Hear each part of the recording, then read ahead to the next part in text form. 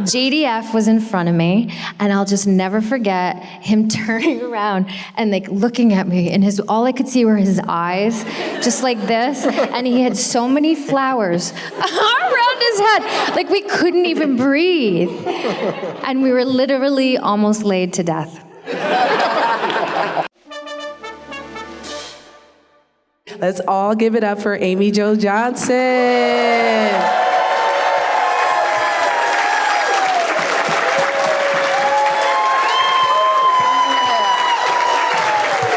Hi. How are you? All right. I'm so excited to be here with you today. Yeah, Amy. super fun. I don't know if you all know, but Amy is one of the most talented actresses. You do movies, you do filmmaking, directing, music. How did you get into all those different types of creativity? Well, actually, I stopped acting maybe almost 10 years ago. I just decided that writing and directing was all I wanted to do and all I wanted to focus on. But I think from the very beginning, I don't know, when I was like 7 years old, I would like just pretend. And actually, I remember laying in the bathtub and making up stories to try and make myself cry. And I would think of like the saddest stories of like people dying and then running to the beach, and I don't know what I was doing. Anyway, so I thought I wanted to be an actor for years, and I went and I did that, and I liked it. I think I felt very insecure as an actor, and then when I finally directed my first short film, I was like, oh, that's what I was doing in the bathtub. I was like writing stories and creating them in my head. So anyway, so I prefer that. So that's where my passion lies now, is writing and directing. Now, you're a mother, you have a daughter. Have you ever made stories up for her bedtime stories? Yeah, my daughter is very creative too. Yeah. She says she's not. She says she's more about math, but she is one of the greatest pretenders I've ever met in my entire life. She has a very, very vivid imagination. So I think there's hope there still. She says she wants to be like an engineer, but I don't know. You have to be creative to do that, right? Like, who knows? She wants to be an inventor, and yeah, we'll see. I feel like a lot of creators say they're not creative. You know what I mean? Like, they're very hard on themselves. Yeah. So maybe she's like, you know, Da Vinci or something. Yeah, or she like kind of keeps that side of her. Like, maybe she doesn't want her pals to know she's still pretending. Maybe. Now, I'm like, I still pretend. Now, this winter, you are releasing a comic book. Did you guys know that? I am. That's good. Yeah. For Boom Studios, which, if you aren't aware of the heat that Boom Studios... Yeah, they're fantastic, huh? And it's unique, and it's different stories, and they give a lot of work to people of color, to queer people, and to women. And I just wanted to know, what inspired you to create a comic book? So we have a comic book coming out, and there's a short story that's going to be in the anniversary that's coming out August 1st. It'll be in comic book shops. And so that's written and ready, and that's sort of our teaser to sort of the world that we're creating for our series. It's Power Rangers. And actually, we thought of it during the pandemic. I had an idea for a TV show that I wanted to make based off of a ranger. I'm not going to tell you exactly what it is, because that's what the comic book is. And my boyfriend at the time was like, because it's so hard, I mean, I don't own Power Rangers, so you can't just think of a TV show and then go make it. But he's like, what if we do this as a comic book? And I'm like, oh, okay. I've never really thought about that. But he's a massive comic book collector and likes to write. And so we wrote it together. And then we emailed Boom after we already thought of the story. And I'm like, hey, I have this comic book idea for Power Rangers. What do you guys think? And they loved it. And so we've been working very closely with Daphne at Boom to sort of hone the story and get it ready to come out. And I'm so excited because, I mean, without giving any spoilers of what it is, it's really sort of like our version of a what if of what happened if all the Rangers stayed together from the very beginning. So that's sort of like the tease. And you'll see the little teaser that comes out is like sort of sets up what's going to happen. I'm so excited about it. Right now we're like picking out the artist, and it's a world I don't know, right? Like, you know, being a filmmaker and a writer, like, so I write a screenplay and then I go and I help get the team and make it. But with comic books, it's so different. You write the story and then you hand it off to the artist and then you wait. Right? It's like, wow. So it's kind of like Christmas morning when, like, I can't wait to see what the artist that they chose and we chose does with the material, right? It's so fun. Were you anxious or nervous about giving your story for other people to create around? I wouldn't say nervous, but me and Matt, which is my boyfriend who has written the story together, we're very particular about the artist style that we want. So without being too micromanaging, like, we're really trying to be a part of the choice of who does it, who is the artist. Yeah. I don't know if you could share this, but what type of comic book style resonates with you?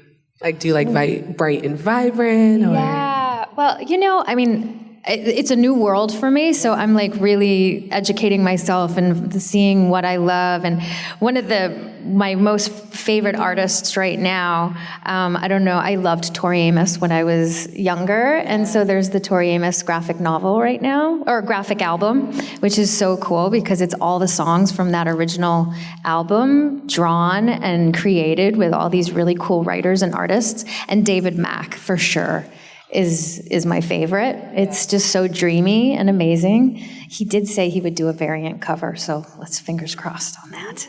Yeah. That's just so exciting to go into the world, and I think it's a great way to expand on such a heavy lore. With all the hats that you wear, what would you say is one of your favorite creatively to wear? Directing. Hands down. I like writing, but I feel like I write to direct. It's, especially during the pandemic, I just sat in my house writing screenplays. But being on a set and actually directing is my most favorite thing in the world. And when I had the opportunity to direct an episode of Superman and Lois last year, it was so fun. So I did season 2, episode 6. It's called Tried and True. I was terrified before when I was handed the job, and then I ate it up. I loved every second I had on doing that show. So I can't wait. I have 2 films right now that are getting off the ground. It takes so much to get a movie made. It's crazy. But so I can't wait. I can't wait. I will cry when I'm finally back on set directing again, especially the films that I've just written. Yeah. How do you find time to balance everything? You have so many different things going on. Do you know how much time I have right now? I'm just like, I just want to go direct. Yeah, I write. I wake up every morning, probably at 5 o'clock in the morning, and I have my coffee, and I meditate for like 10 minutes, and then I sit at my desk, and I write probably until, 12 o'clock, and then I go do other stuff, but morning time is my creative time, and I write every day. Every day, yeah. I love that. Well, this is mostly a Q&A. I won't take up too much of the time because you have so many people here to talk to you.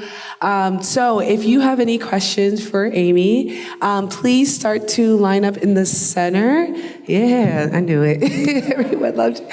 And then, we can use this mic in the center. Please remember a couple things. One, there are children in the audience. Oh, right. You have to remind me because sometimes my stories get a little wacky. I'll remind you. I learned I don't the hard see very way. many children. I There are no children. Are there? Are there no children? There's one. All right, we'll be respectful.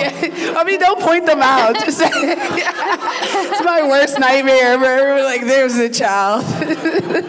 Do you swear, sir? No. Yeah. All right, well, we'll get started with the first question. Very dramatic, I love it. This question, you like what? No, I was like, you look very cool. My first question is outside of Power Rangers. It pertains to Sweetwater. Oh, wow. Okay. Could you tell me about the experience on that particular movie? And what would you do if that singing voice of yours suddenly put you in high demand for various movie soundtracks? Oh, well, that would be really fun. Sweetwater was a really cool, fun job that I got. I think it was my first hiatus off of Felicity. And Sweetwater was a movie in, I think 1999. That was the first original VH1 movie that they made. And I played this woman, Nancy Nevins, it was a true story based off of this woman that was in a band called Sweetwater, and she got in a major car crash. And anyway, I got to record the entire soundtrack for that. And it was, oh my God, my mind is blank right now. It was one of the Hudson brothers who produced it. And it was such an incredible experience. And then I got to be a rock star for a month and pretend I was at Woodstock. And I had a blast. It was so fun. And if I was asked to be in a bunch of soundtracks, I would do that in a heartbeat. I've actually written 5 new songs, because I have 3 albums that I've made, the last one I made was maybe 12 years ago. And slowly but surely, I've been writing again, and I have 5, almost 6 new songs. So I'm going to start recording again this summer with my nephew, actually, who's a really great musician and has a whole recording studio. So I'm going to go to Boston and record with him. Finally. Yeah. Thank you. Yeah, thanks. Good afternoon. Hi. All right. 2 things. First, will you direct another Marvel or DC show in the future? And second, who's your favorite superhero of all time? Who's my favorite superhero? What was the first question? Would you direct another DC or Marvel show in the future? Sure. Hands down, yes, absolutely. I loved doing Superman and Lois. I loved it. And then, favorite superhero of all time? Mm-hmm. Oh. I don't think I've ever really thought about this before. I'm having so many different thoughts in my head right now. When I was a kid, it was the Wonder Twins. They were my faves. And they had a monkey named Gleek, right? Yeah, I loved them. Now, I don't know. JDF keeps popping into my head. Oh. Yeah.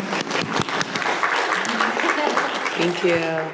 I feel really vindicated because I'm a Wonder Twins fan. Oh, are you? Yeah, and my friend over here, I need to point at him. It's why are you keeping Wonder Twins alive? So now I can say Amy Jo Johnson. I loved and them when I was a kid. Yeah, I wanted to be one. Yeah. Thank you. Thank you. Hi, I'm Tim from Alexandria, and thank you so much for being here. You were a huge part of my childhood through Power Rangers, and also I'm on the autism spectrum, and I've found a lot of Ranger fans are on the spectrum. Yeah. And my question is a 2-part question. When did you realize how big Power Rangers was going to be? And do you think Billy would have been on the autism spectrum? So I think I didn't realize how big Power Rangers would be. 2 parts I have to that. I didn't realize how big it was, probably, I would say, until maybe 6 years ago. No, 10 years ago now, when I was doing my first short film.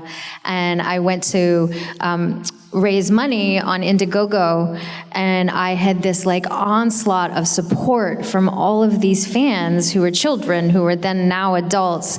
And I had so much love come at me for my new career that was happening. And then I started to realize and notice, especially when I started going into conventions, I was like, oh wow, this show really meant a lot to these kids.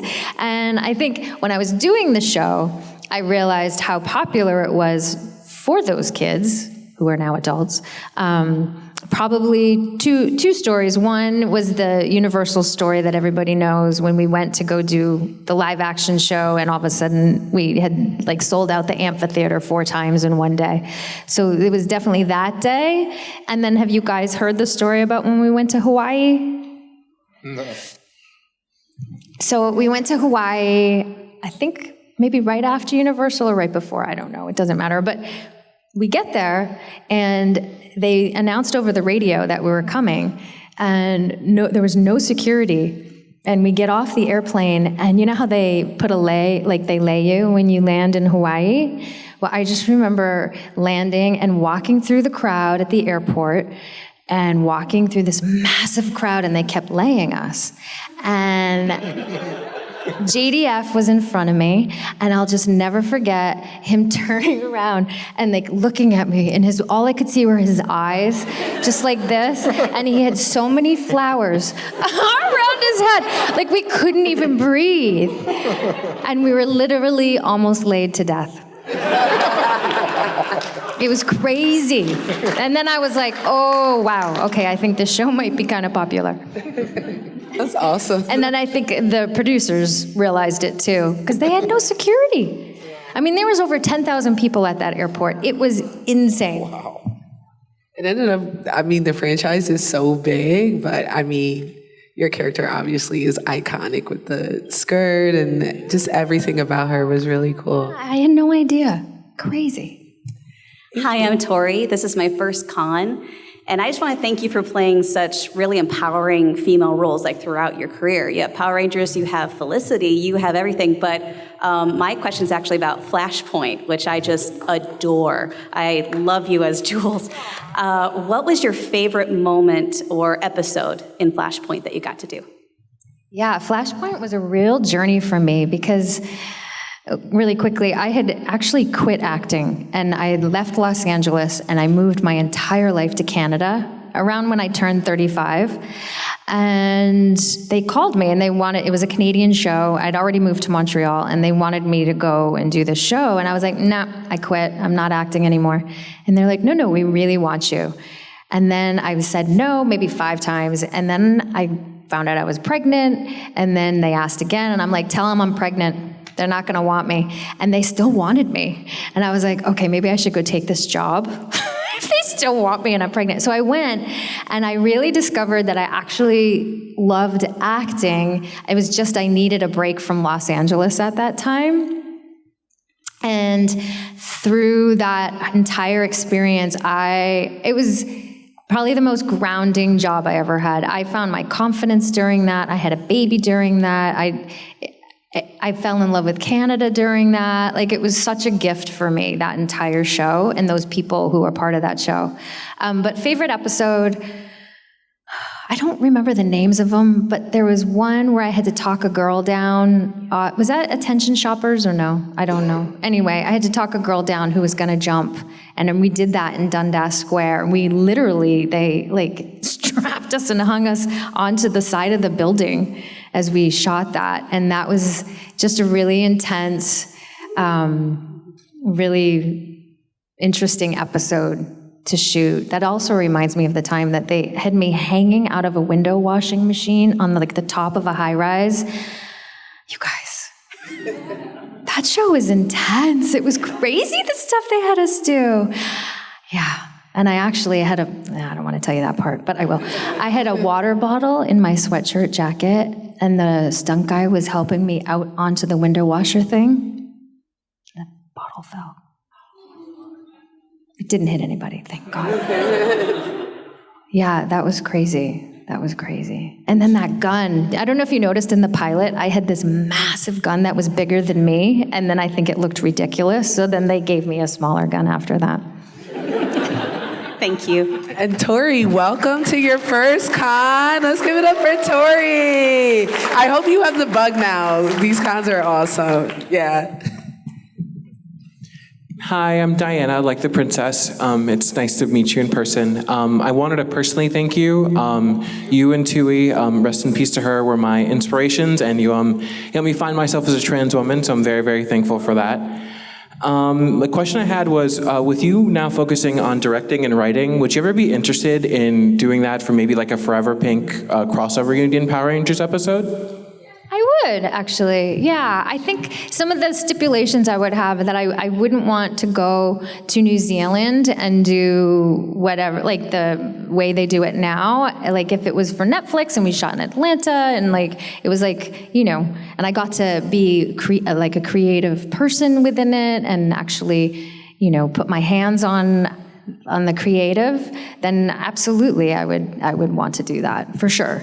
Hopefully they give you a big fat check for it too.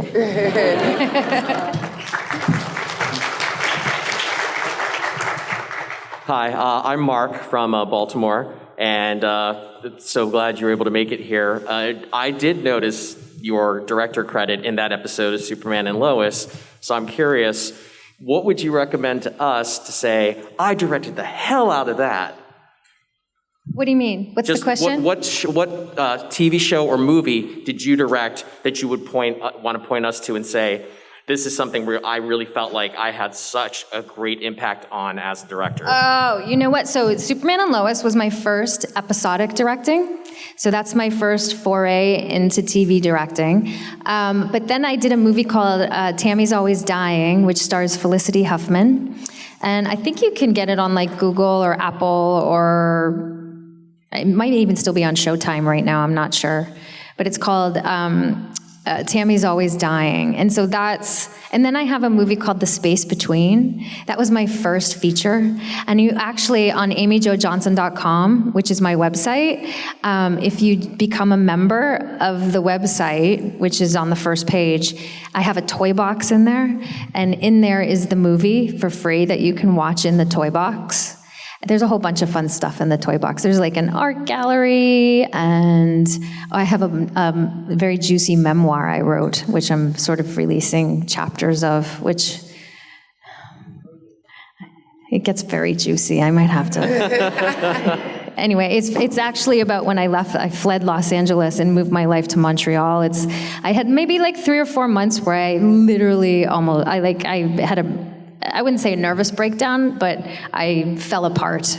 And the memoir is sort of about that time. Did I answer your question? You did, thank you. I'll make note of those 2 shows and I'll check out your website. Thank you. Yeah, thanks. I can't believe that Superman and Lois was your first directing on TV. TV directing, yeah. That's crazy, because I don't know if you guys have seen it, but it's so grounded while like being around Superman and his like super kids. So yeah, it's such a good show. And they just got picked up for a season 4, which is pretty cool. Yeah. It was a fantastic team to work with. It was a giant show. It was a beast. And they were just like, here. And I was like, okay. I said it felt like driving this giant tractor, because it was like this well-oiled machine that they just let. And Todd, the showrunner, said to me, just, here's your episode, treat it like your own little feature film. I'm like, okay. Yeah. And you directed it during a turning point in the season, so like there's a lot of pressure as well. Yeah, I don't think about that stuff. Yeah, you did amazing. It's Thank excellent. you. I loved it. I loved every second.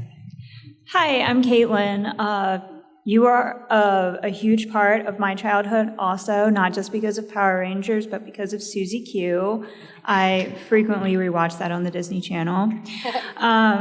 So my question was more so about Power Rangers, though. My favorite Ranger on the show was Trini, and unfortunately, Twee passed away. Do you have any, fun stories that you could share about her from the set? I do. I have so many stories about Twee. I think my most fun one was it 93 when there was that big earthquake in California? Well, Twee was sleeping over. We were having a little slumber party, and we woke up, and it literally sounded like there was a train, like driving into our apartment because we were in the middle of an earthquake. And the two of us, I just remember jumping out of bed and sitting in the doorway. And I think I was just like praying, and I don't know what she was doing, but I was just like, and then we were really dumb. We decided that all the lights went out, that we went and we turned on the gas stove and lit candles. We were so stupid. And then, because it's a non-union television show, around 8 a.m., we're like, do we go to work? I think maybe we're supposed to go to work.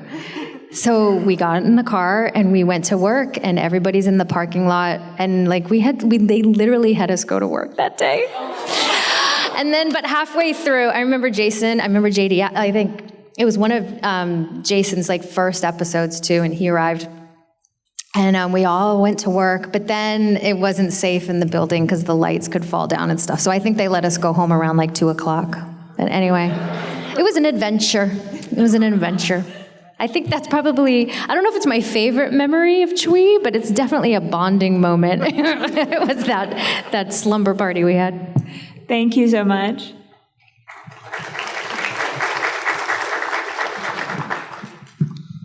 Hi, this is Alex from Alexandria.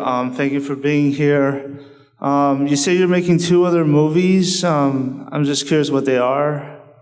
What'd you say? You're making 2 other movies? Oh, I am. Okay, so I have... What are they like? What category are they in? Yeah, so Ends of the Earth is a sweeping romance. I'm so excited about this one. I wrote this during, again, the pandemic, but it takes place in Newfoundland. So I actually flew to Newfoundland during the pandemic, and I had to isolate for 2 weeks. And so I rented this little house on the top of this hill, and the Airbnb lady would bring me food and stuff while I had to isolate for 14 days, and I wrote this sweeping love story. But while I was there, that was the most terrifying experience I ever had, being in that house. So I got the idea for this other movie while I was writing that one called What We Become, and then so that's more of a thriller. It's a sexy thriller, I might add. So I'm getting that one off the ground, actually probably first, and then Ends of the Earth shoots next summer. Yeah. Thank you. That's a productive trip to get 2 movies. I got 2 movies out of it. I was like, to my manager after I finished the Ends of the Earth sweeping love story, I'm like, what about this as an idea? So basically the premise for What We Become is about a writer who has writer's block, whose husband sends her to an island to finish writing her book, and she meets this younger woman who ends up like bringing her food and cooking for her and stuff, and they have an affair. But anyway, so that's what that was. I did not have an affair with the Airbnb lady, I must add. But it's you know. I don't know if this is high enough. I'm just gonna hold it up. Being tall is a struggle. It's not funny. I was gonna ask you about, you're working on your legacy actively, whether it's directing or writing. But do you ever think about, and what do you think about the fact that your likeness, all these variations of it exist, whether it's through comics or action figures? It's kind of like this younger version of yourself frozen in time. So I'm curious how that feels. Is that weird? Do you feel like you have to be protective of it? I'm just curious what that's like. You know what? Like, I think sometimes at Comic-Cons, it does, like, I'll have, like, a reality check every now and then, like a surreal moment of, like, what am I signing right now? Like, wow, like, what are these little creatures? But for the most part, I don't know. I guess I don't think about it that much. Like, at home, yeah, I don't know. I don't know how to explain that. But, certainly my daughter has never, she doesn't like Power Rangers. It's not that she doesn't like it, but she's definitely not like into it. I don't know. But when I do think about it, I think, wow, what a really cool, like, sort of blessing in my life that, you know, when I auditioned for this gig, which was my first audition, by the way, for acting, and got the gig, like, and now 30 years later, had meant so much to so many people and so many kids who are now adults. It's quite fascinating to me. So I do think of it as a blessing, for sure, and a trip. It's pretty trippy. Especially when that wasn't my intention. You know what I mean? Like, as an actor, like, you don't, like, you just sort of, a lot of times, it was my first gig. Like, you know what I mean? It's like a funny first job to have had. Yeah. Ah, thanks.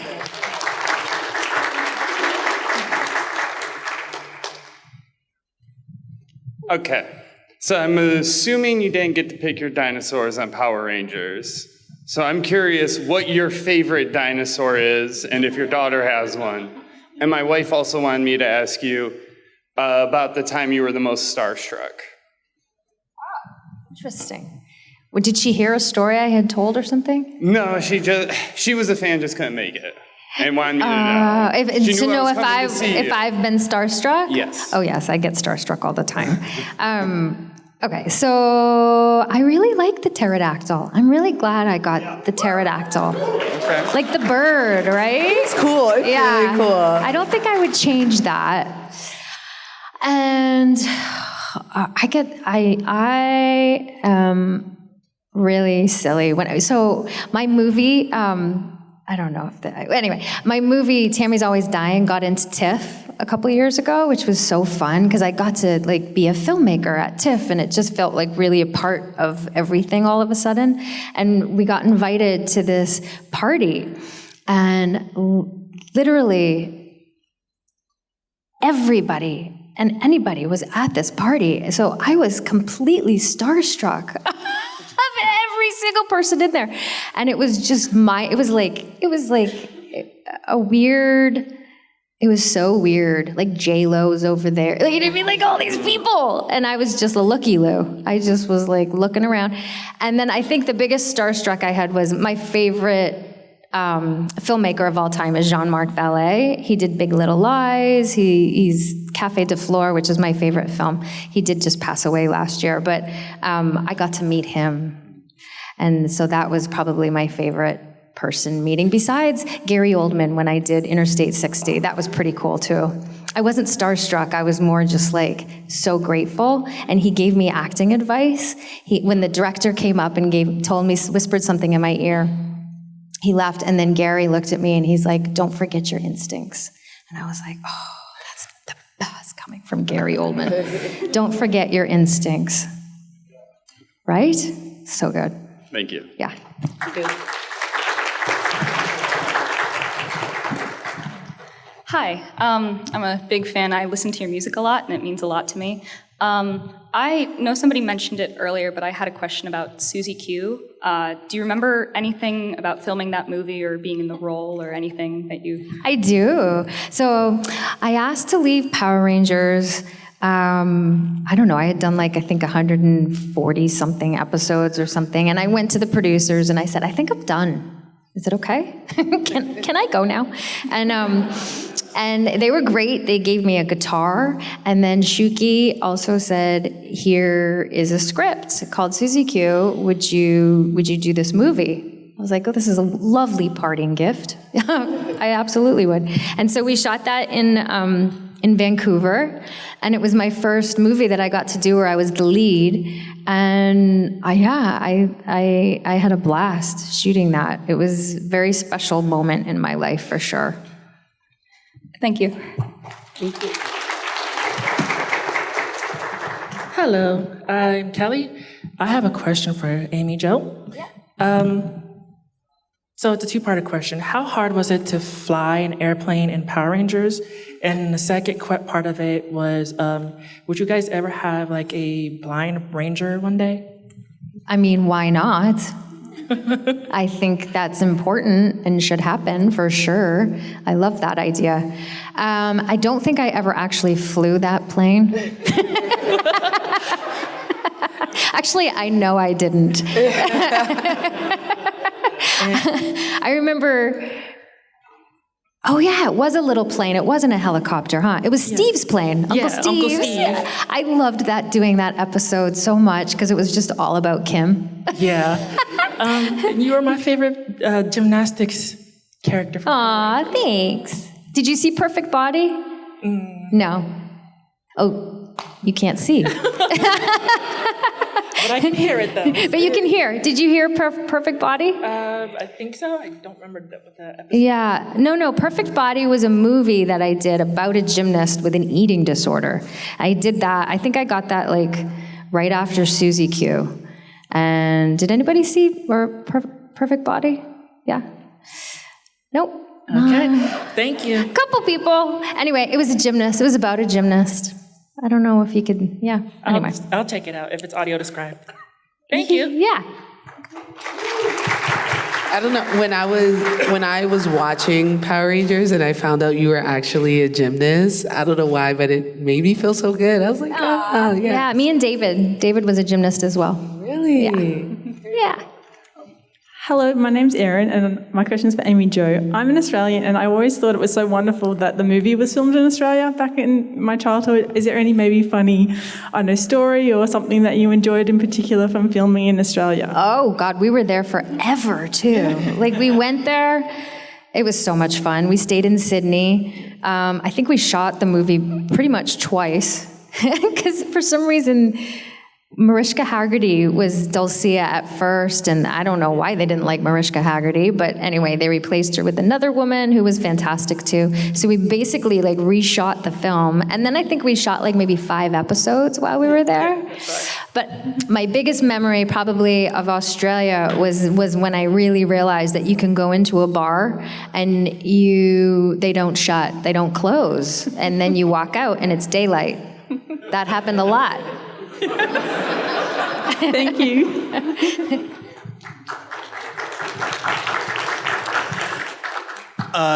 So for those who don't know, the 30th anniversary special ends with that dedication, and the showrunner says that they ran what they were doing by you.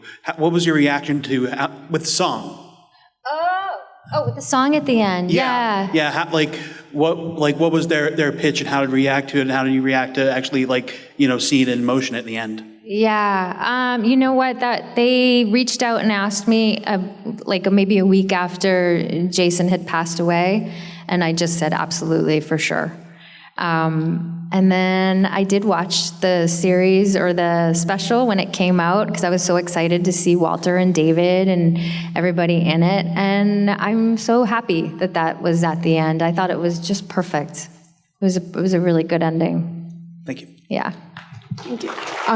So we are at our last 5 minutes. The line will stop with you. And I just wanted to give a warning so more people don't stand up. Hi, my name's Troy. Thank you for being here. So since so many of us watched you on TV as kids, I would like to know, what were your favorite TV shows to watch when you were a kid? Okay. I loved Miami Vice. I did. I loved that show. Don Johnson, he was so hot. I liked Knight Rider. Yep. And The Dukes of Hazzard. And I liked Happy Days, and I loved the Brady Bunch and the Flintstones. And those are the ones that are in the Wonder Twin Powers. What show were they on? That was on, not Justice League. Super Friends. Super Friends. Super Friends. Yeah. Yep. So I must have liked that because I loved those Wonder Twins.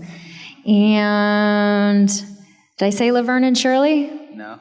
Yeah. Now that song's gonna be stuck in my head all day. So. Yeah. Brady Bunch was pretty cool. All right. Yeah. Thank you very much. Yeah. And there's also a Wonder Twins comic that is out, and it's super dark, I think, but it's good. I think you'll like it. Oh, okay. I'll check it out. I was like, I know there were 2 more people. Yeah. Hi. So as many people know, maybe that Power Rangers was actually reusing a lot of footage from the Japanese show, right? And you have a Japanese counterpart, which is Reiko Chiba, the actress. I'm wondering if you've ever met her, what kind of relationship you have with her? Yeah, no, I've never met her. Oh. Yeah, that'd be cool though. But like, what would you tell her or ask her, like, if you got to meet her? Because you were her in a way also, Yeah, right? And she was I don't you. know what we would talk about, but just, I don't know. It'd be pretty cool though. I would ask her what her experience was like. We were just talking about, I would love to go to Japan. It would be so fun. But I wonder if, is like our version of the Rangers, did anybody watch it in Japan or did they just watch their version, you know? Both? You think both? Yeah. Interesting. I would love to go to a convention in Japan. That'd be so fun. That's fun. Cool. Yeah. Well, thanks, guys. So, one more. One more, yeah. Sorry, I kind of chickened out for a second because you're my favorite first superhero ever, and I came here today because of you. I guess I was curious about your experience filming the Power Rangers movies and what it was like to come back for like that second movie after you'd kind of left the cast. And yeah, so I had asked to leave before the movie. Not only did he give me a guitar, Susie Q, he also said, come do the movie. And I think 15 more episodes and then you can go. So that was sort of part of the deal. Anyway, I was very grateful. And then I had left Power Rangers for like maybe a year or two, and I just went and did plays and just focused on, the craft of acting, and it was really hard to get that next gig. And so maybe a year and a half later, Shuki came back and he was like, hey, do you want to have a part in the Turbo movie? And I was like, yep. And then right after that, I think I got my next, The Perfect Body and Killing Mr. Griffin were the next two jobs that I got. But I was happy to come back. I thought that was fun. It was weird. I remember being like, wait, hang on. Kat and Tommy? No. I don't like that. They're not in my comic book. Or he's in my comic book, but Kat's not. Yeah. Love that. I do like her, though. I like Catherine, but she's not in my comic book. Thank you. Yeah, we have time for one more. This is the last one. The last one. Hey, how you doing? Jared Ross from New Jersey. Just quick question. I'm not too familiar with the choreography of the martial arts, like what they may have taught you or what you know on your own. I just kind of want to know, are you like a kung fu master? Like, do you be, like, I just, like me personally, like, I just want to know, like, what went into the martial arts? I was a gymnast. Oh, right. I was a gymnast, and then they trained us really quickly to do Hollywood martial arts. Okay. And JDF actually was like a huge help in that because he was so good and was a martial artist like through and through, and he trained us a lot as well, and he helped out in that regard. A lot. Yeah, I just wanted to, because I faked it. I know with the gymnastics, you have, but I also didn't know if you were just beating people up in the streets, that's practice. So but that's all I really. A little bit. Okay, that's all. I appreciate y'all. Yeah. This is also one of my best friends right here, Frankie. And they love her. I love her so much. And just thank you. Well, thank you so much, so thanks, Amy. you guys. And I'll be here tomorrow, and I'll be here back at my table right now, and then I have a photo up, and then come say hi and come visit. But yeah, thanks. Thank you. See you later. Hey there, this is Nolan North, and you are watching Fandom Spotlite. Good for you. Very proud of you. Now go watch more. Oh, and have fun and follow your fandom.